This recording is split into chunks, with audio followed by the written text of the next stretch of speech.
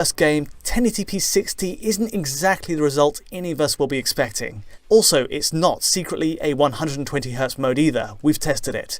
Going to the Xbox menus and swapping to 120Hz output, the game's still spitting at 60fps. It might have been nice to see how Like a Dragon runs at higher refreshes, but for now this is as good as we can get. Again, 1080p feels like a step too far when the normal mode already hits 60 well enough most of the time. But let's be fair, it's nice to have the option too. And lightning. Lastly, let's look at the high resolution mode. For those buying Series X to primarily see their games run at a native 4K, this is the way to play. The trade-off being we're running at 30 frames per second to get there, and thankfully most of it is evenly frame-paced. However, there are variances. Stretches in combat where the frame time graph will noticeably trill between 16.7 and 50 milliseconds.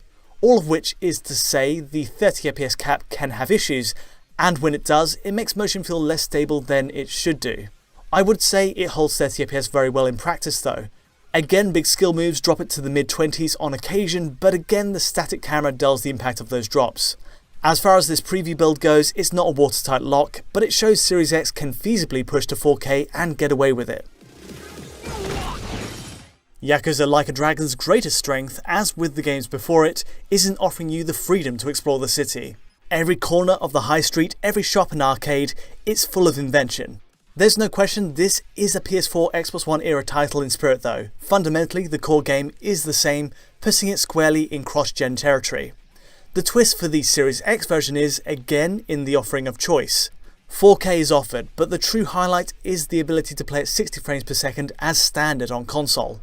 Armed with all the visual advances of recent Yakuza titles, doubling that refresh counts for a lot in the simple act of navigating its world. Like a Dragon then is making a solid first